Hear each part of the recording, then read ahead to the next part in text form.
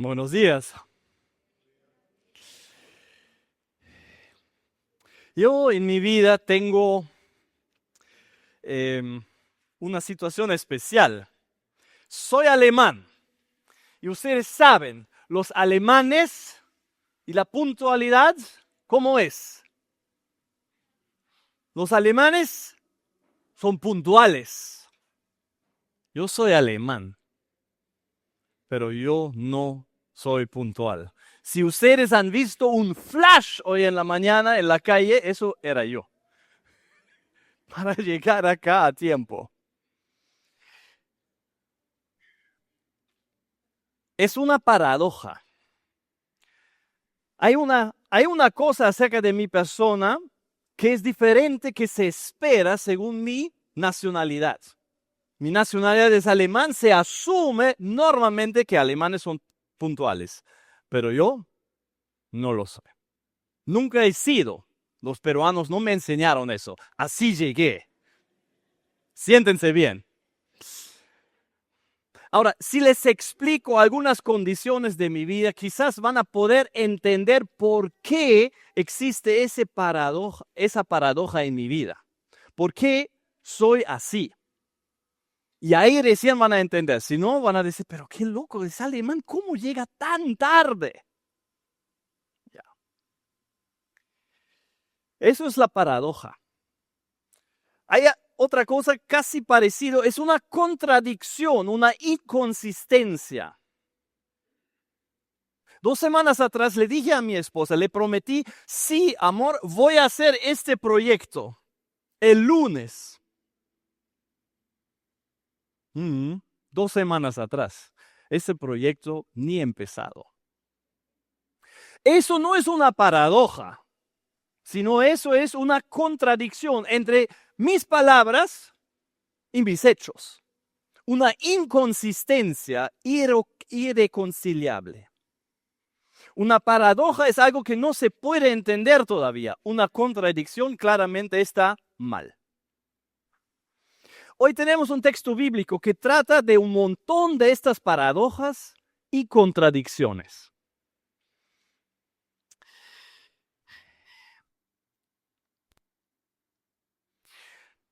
Las paradojas más frecuentes que encontramos son las paradojas divinas, que tienen que ver con la naturaleza de Dios. ¿Quién, por ejemplo, me puede explicar cómo es que Dios es uno solo, pero existe en 3 personas? ¿Quién me puede explicar esto en 5 minutos? La Biblia afirma las dos cosas, que Dios es uno, hay un solo Dios, no hay 3 dioses, pero a la vez afirma que Dios existe en Dios Padre, Dios Hijo y Dios Espíritu Santo. Entonces, ¿cómo es eso? Es una paradoja, son 2 verdades que tú y yo no todavía podemos entender por completo. Podemos entenderlo hasta cierto punto, pero más allá no podemos. ¿Y saben por qué?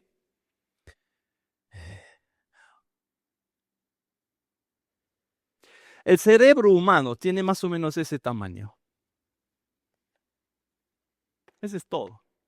Hemisfera de la derecha, la hemisfera de la izquierda, una es un poco más grande que la otra, según si es hombre o mujer a veces, ¿no? Decisiones, acá los decisiones en el lado izquierdo son decisiones elaboradas con argumentos, en el otro lado son las decisiones que tomamos de emergencia, de impulso. Uno es más de matemática y palabras y la otra es más de relaciones y sentimientos. Uno más de ciencias, otras más de relaciones. Y ya pueden imaginarse cuáles de las partes es más grande en tu cerebro, la derecha o la izquierda, ¿no? Pero eso es todo lo que tenemos para querer entender a un Dios que creó todo el universo. Y eso nos muestra que van a haber paradojas, cosas que no podemos entender por completo, porque eso es todo lo que tenemos. Eso no hay mucho. Esas paradojas encontramos también en la vida de Jesús.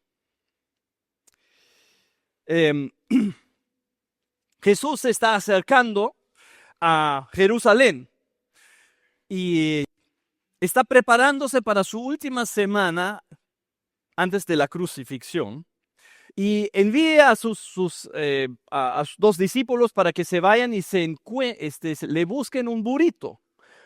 Y tienen que entrar a un pueblo para recogerlo y cuando alguien les pregunta les deben decir el Señor lo necesita y enseguida lo devolverá. Los dos van y de verdad encuentran un burrito, ¿no? Y todavía hay gente, los dueños aparentemente, que le preguntan, ¿no?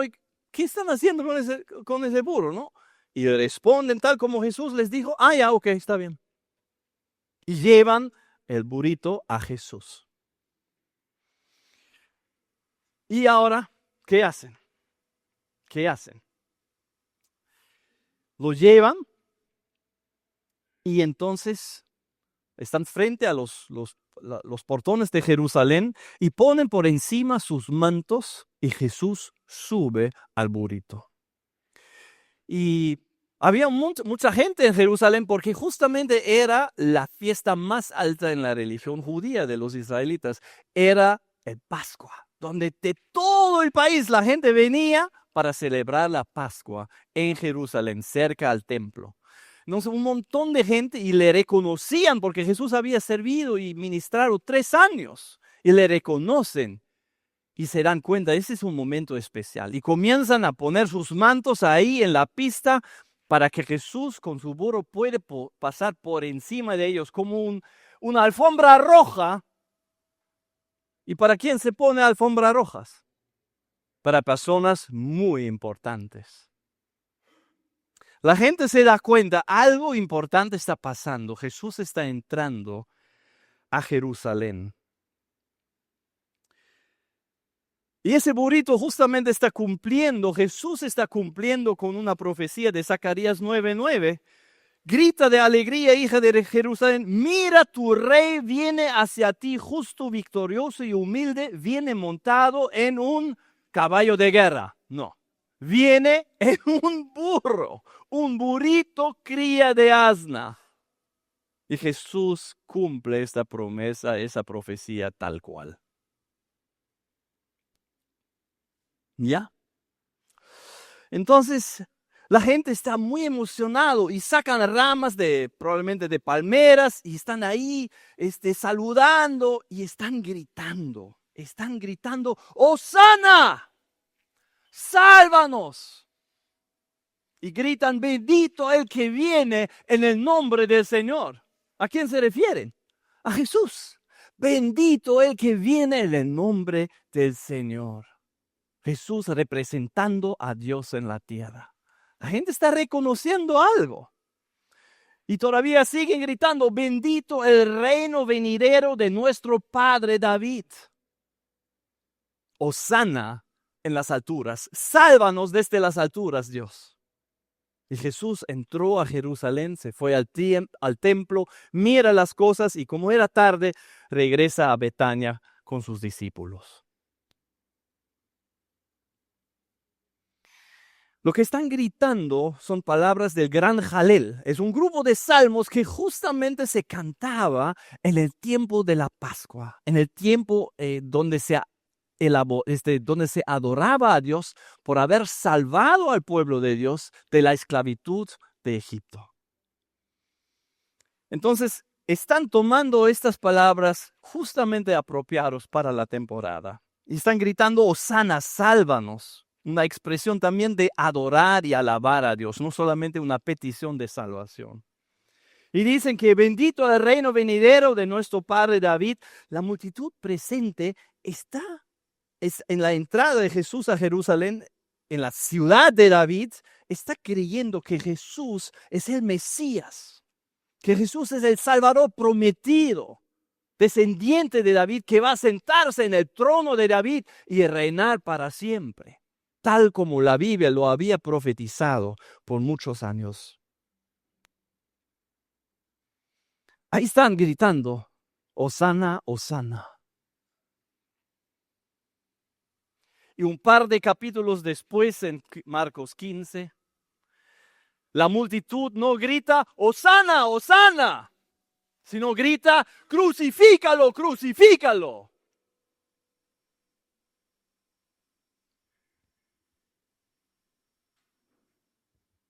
¿Cómo es eso?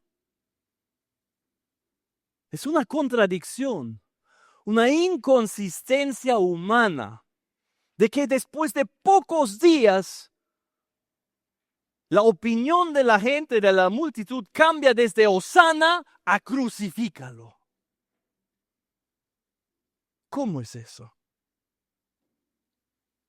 En el palacio frente a Pilato, ahí están gritando el juicio que ellos quieren que Pilato, con la autoridad romana, haga contra Jesús. Y Pilato concede porque tiene miedo de la gente y lo crucifica. En poco tiempo la gente no encontró algo atractivo en Jesús para desearle, así como dice la profecía en Isaías 53:2. No había en él belleza ni majestad alguna. Majestad. Llegó con un burro, no con un caballo de guerra. No llegó con corona, llegó ahí con sus discípulos, gente ahí de Nazaret, pescadores, pobrecitos. No había la atracción que la gente anhelaba de Jesús. Isaías 53. Nada en su apariencia lo hacía deseable. Y así la gente le descartó tan rápidamente, ni en una semana.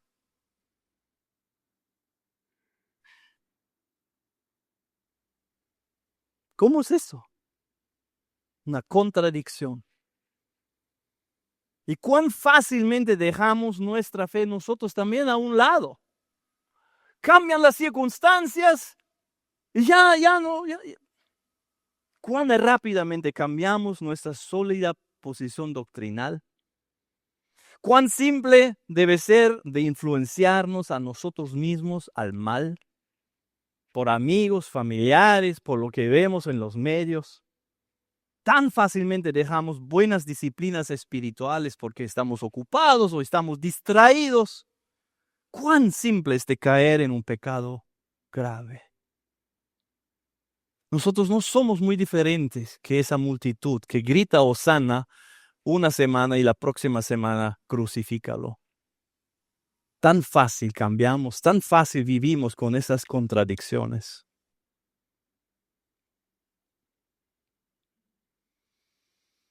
Pero también hay una paradoja divina. La gente grita Hosana, Hosana en las alturas. Así que pide a Dios en las alturas que le salve. Y lo maravilloso es que Dios justamente en esa semana responde a esta petición por salvación. Dios está en pleno proceso de salvar a esta multitud de sus pecados. Por medio de Jesús, quien está yéndose a la cruz. Jesús, el Cordero perfecto de la Pascua, lo que están por celebrar, suficiente para no solamente los pecados de una familia, sino los pecados de todas las personas. Jesús, el Cordero de Dios, que solamente 5 días más tarde lleva los pecados del mundo a la cruz. Y Dios el Padre, en su omnisciencia, sabe muy bien que en 5 días la multitud que grita hoy, Hosana, va a gritar, crucifícalo. Y Dios el Padre sigue con su plan a salvarlos. Y Jesús sabe que la multitud cambiará su posición hacia Él y se pondrá en su contra hasta empujarle hacia su muerte. Y Jesús sigue con su plan de salvar a la humanidad. ¿Cómo es eso? Es una paradoja divina. De que a pesar de que nosotros seres humanos le maltratamos tanto a Dios y a Jesús, hemos pecado tantas veces, Dios busca, a pesar de todo eso, a restaurar nuestra relación con Él y paga el precio más alto que existe en el universo, su propio Hijo. Ese gran amor de Dios por la humanidad, eso es una paradoja divina, porque no lo merecemos, ni un poquito.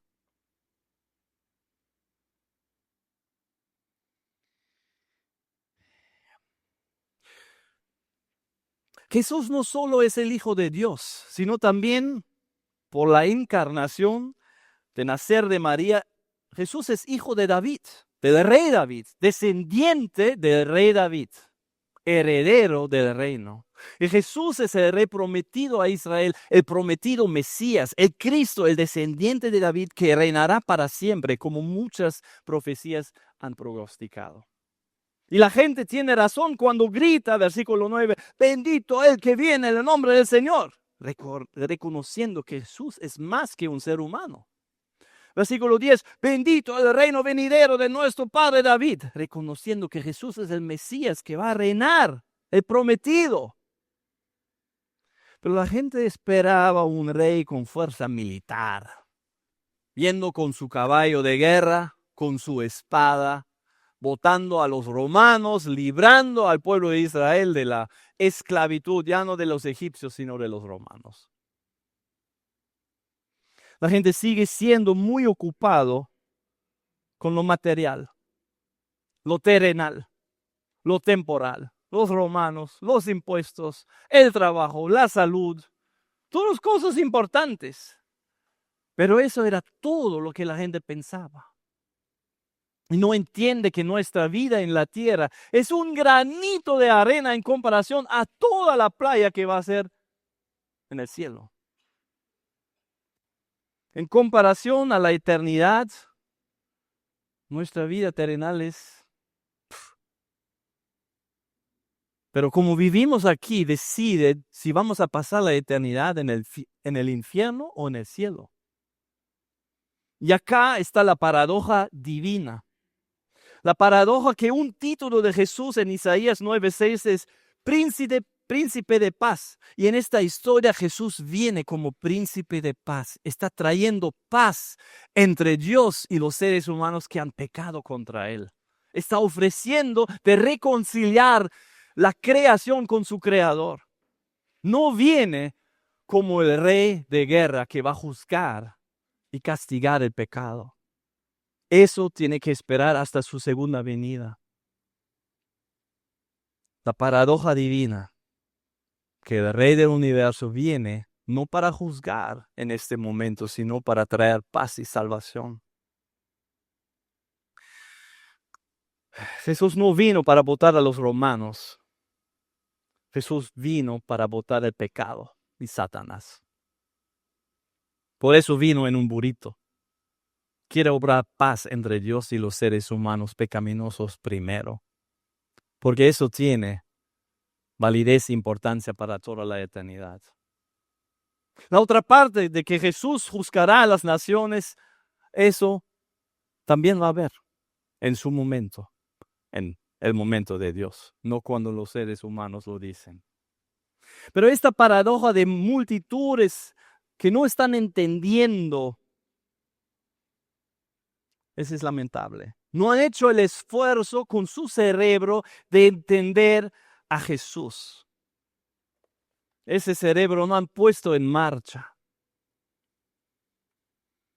Y no han puesto su corazón en marcha para confiar en Jesús a pesar de que no entienden todo acerca de Él.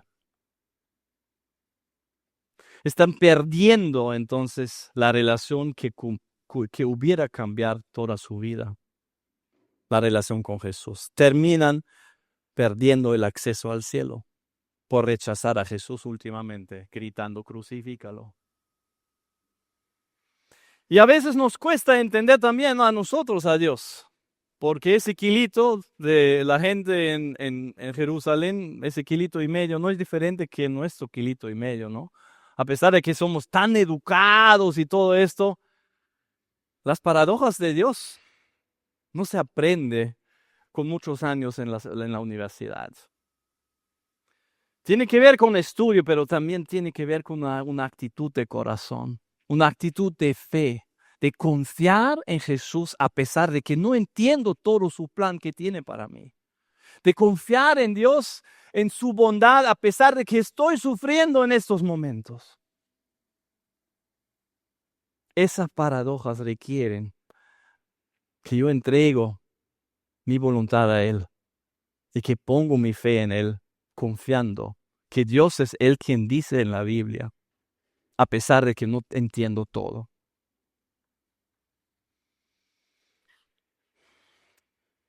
Después de este evento em,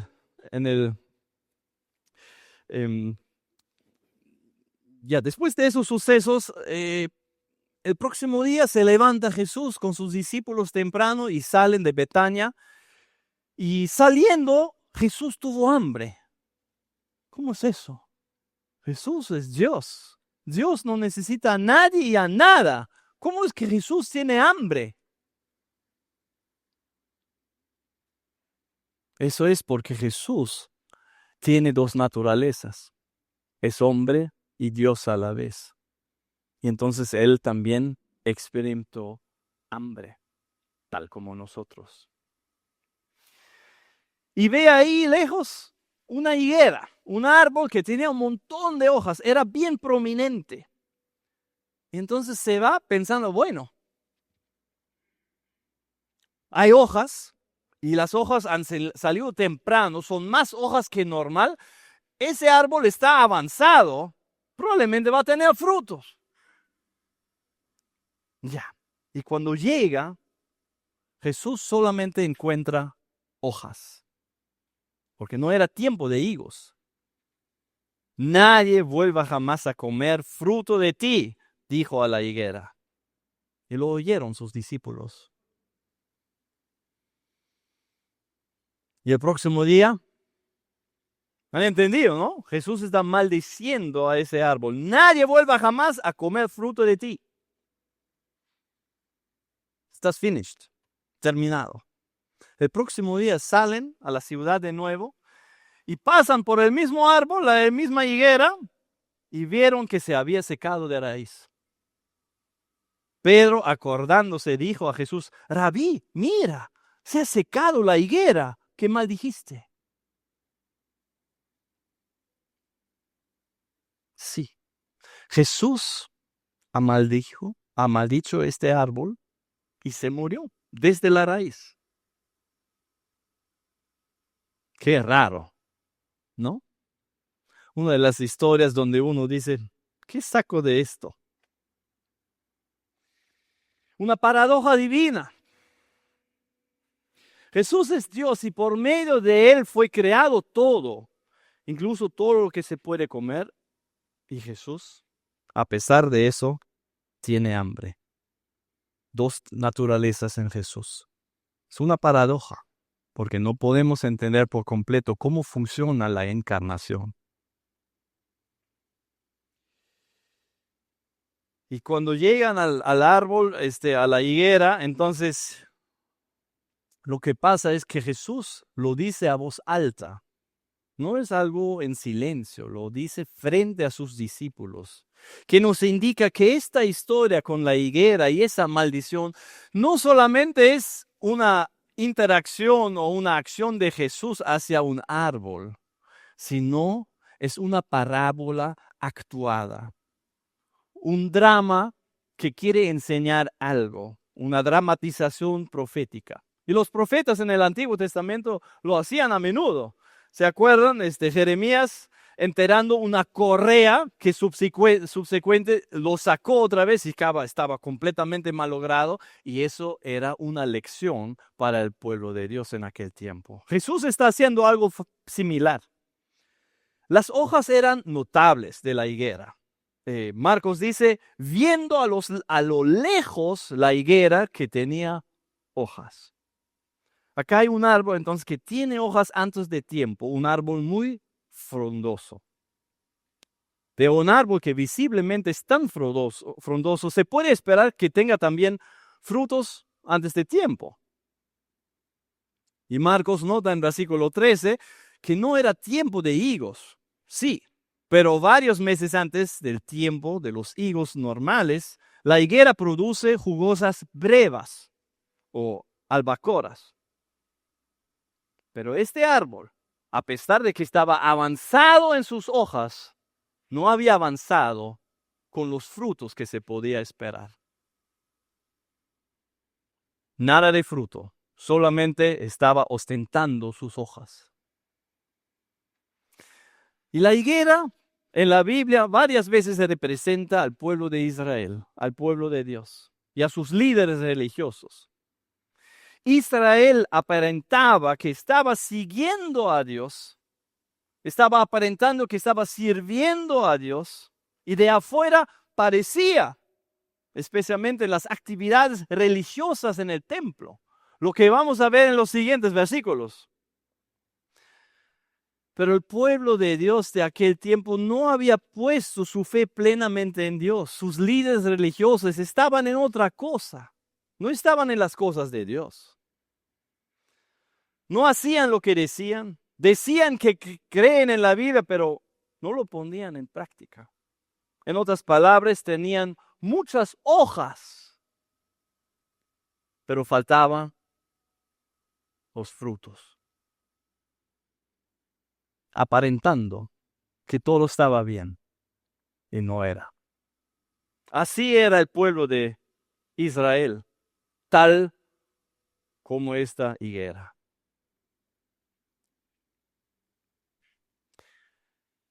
Inmediatamente después vemos a Jesús en el templo, donde vemos la paralela, donde justamente eso Él está exponiendo, que el pueblo de Dios está con toda hoja y sin frutos. Tenemos también una paradoja divina ahí. Jesús está maldiciendo a la higuera, juzga a ese árbol. Es una explosión emocional del Hijo de Dios. No se ha controlado. ¿Un capricho quizás? No. Es una enseñanza para sus discípulos. No es un capricho. Jesús maldice a este árbol y el árbol se muere, se malogra. Porque Jesús simbólicamente no convive con el pecado. Jesús es santo. Cualquier pecado merece castigo severo. Ya, pero ¿cómo es eso? Jesús juzgando a los pecadores, Jesús juzgando hasta una higuera. Eso no entiendo. ¿Cómo? Yo pensaba que Dios es amor. Ahí no me parece que Dios es amor. Yo pensaba que Jesús ha venido a ayudarme. No lo veo ni en la higuera, ni como lo hace después en el templo. ¿Cómo es eso? Una paradoja. Porque Dios, en contra a veces como se ha enseñado, Dios no solamente es amor. Jesús no solamente quiere ser tu amigo. Dios es amor. Jesús quiere ser tu amigo, afirmado. Pero eso no es todo. Y a veces pensamos, si uno ama, entonces uno no puede decir cosas duras. Y uno se hace prácticamente un trapo sucio donde todos pueden pisotear. Porque bueno, tú eres amor, ¿no? Entonces no te duele. Es una forma muy simplista de pensar acerca de la persona de Dios. Un pensamiento que solamente puede producir 1,5 kilos de cerebro. Dios es muchísimo más complejo. Dios es 100% amor, pero Dios también es 100% santo. Y la santidad no convive con el pecado. Dios es todopoderoso, pero no puede mentir. Dios es verdad. Dios es omnisciente. Dios es omnipotente. Y Dios es todas esas cosas y muchas más a la medida extrema. Y entre amor y santidad no hay una contradicción, sino es una paradoja. Las dos conviven lógicamente correcto.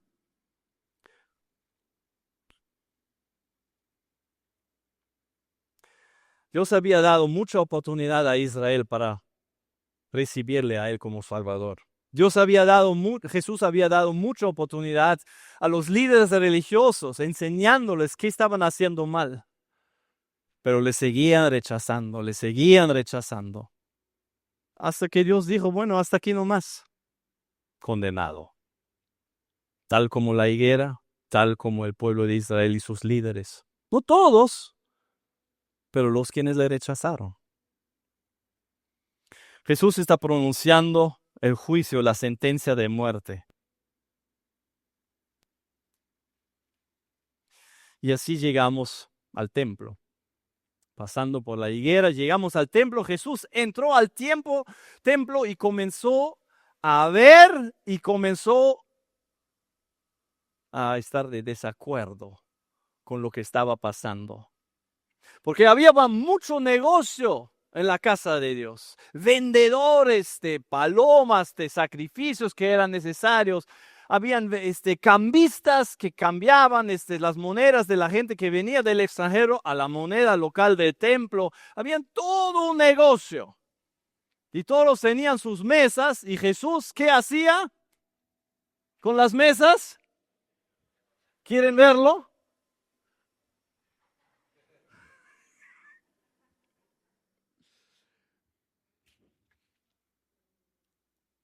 Jesús bota las mesas. Y Jesús dice, ¿no está escrito mi casa será llamada casa de oración? No de negocio. No está escrito, mi casa debe ser casa de oración para todos los pueblos, no solamente Israel, no solamente los fariseos, sino todas las naciones. Había una área en el templo donde los paganos, los gentiles, eran permitidos para entrar. ¿Y saben dónde estaban las puestas de venta? Justamente ahí, estorbando la devoción a Dios y estorbando especialmente la fe de la gente que no eran de Israel, la gente de afuera, los gentiles. Y Dios dijo que tal luz, tú debes ser luz para las naciones. ¿Qué tal luz? Negocio.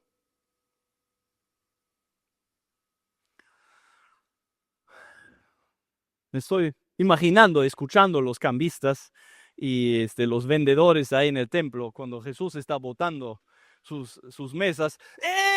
¡Dejen trabajar!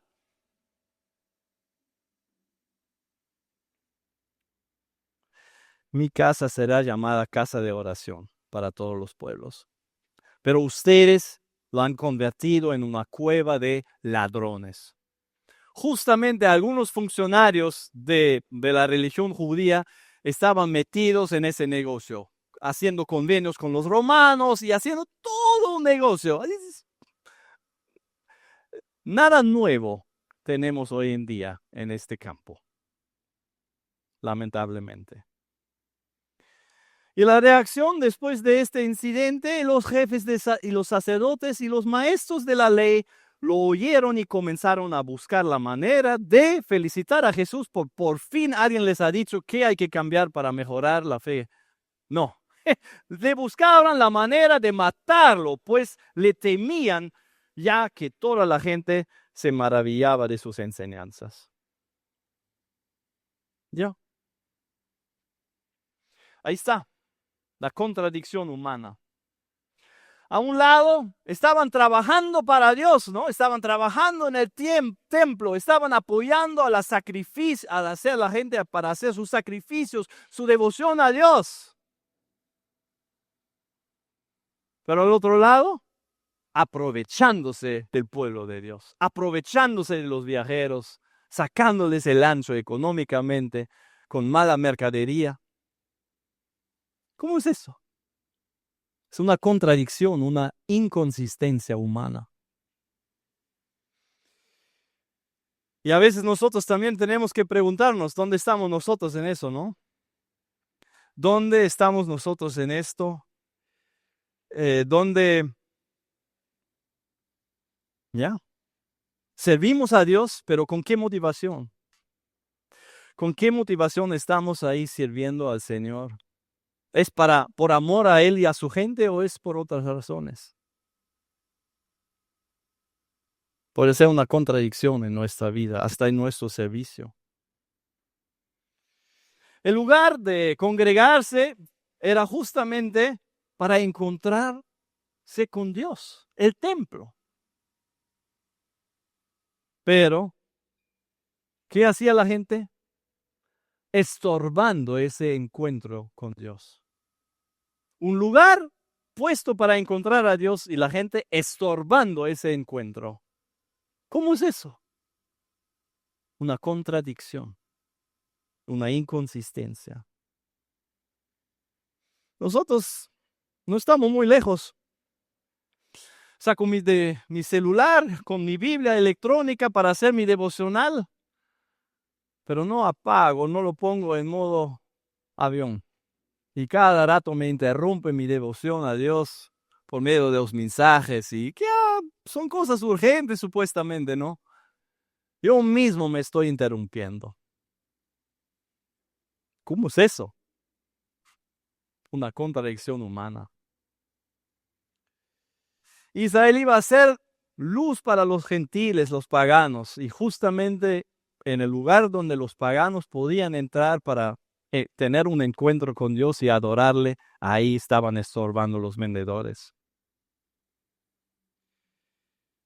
Luz para los paganos, prácticamente evangelizando a las personas sin Dios. Pero en vez de apoyar a esto, el mismo pueblo de Dios estaba de obstáculo para que las personas sin Dios pudieran encontrar a Dios y relacionarle con Él. A veces veo mi propio comportamiento en público y me pregunto, o alguien me pregunta, ¿hasta dónde he sido un buen testimonio en ese momento, en ese encuentro? ¿Y hasta dónde he sido un estorbo para el Evangelio?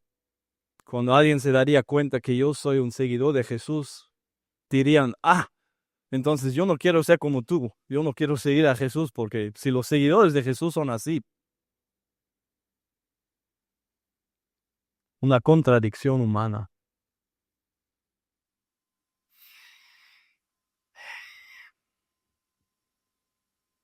Así somos.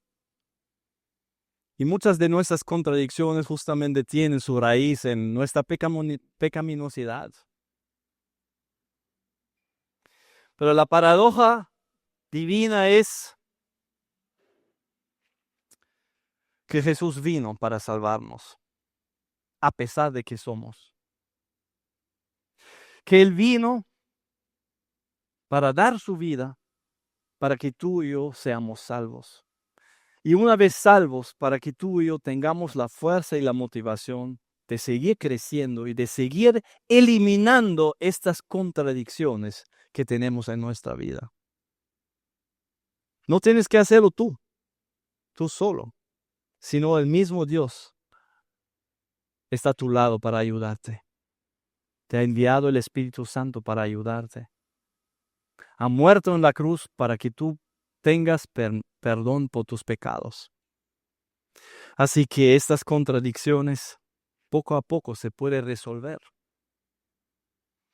Y poco a poco, cuando avanzamos en nuestra fe cristiana, vamos a poder resolver las paradojas divinas que todavía no entendemos. Cuando llegamos al cielo, las cosas van a ser mucho más claras.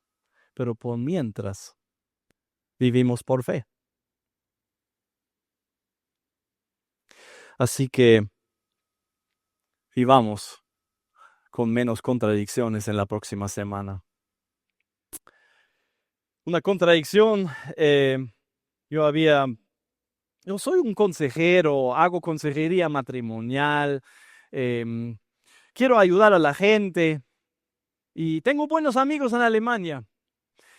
Y estos amigos, cada uno por separado, me había enviado un correo electrónico para decirme, estamos separados como pareja. ¿Cómo reaccioné yo? Con silencio. No sabía qué decirles, entonces no les dije nada, no respondí a estos correos. No es congruente con lo que soy y lo que hice en ese momento. Es una contradicción. Yo quiero resolver esta contradicción. Hoy voy a escribir a estas dos personas y pedir perdón por estar ahí en silencio por tanto tiempo y ofrecer mi oración y ofrecer mi amistad a pesar de las luchas en que están.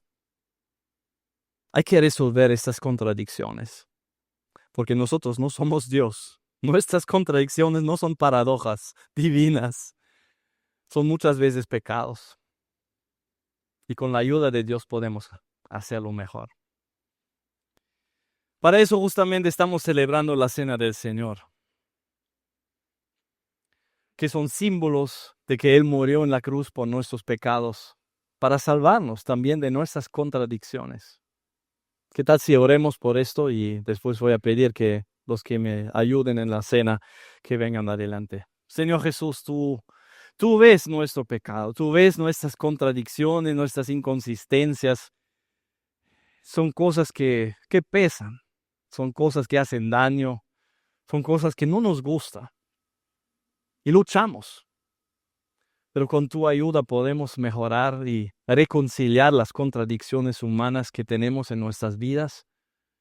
Y tú nos perdonas por lo que tú has hecho en la cruz por nosotros. Y lo que vamos a celebrar en la Cena del Señor, donde tu cuerpo y tu sangre son simbolizados con el pan y el vino.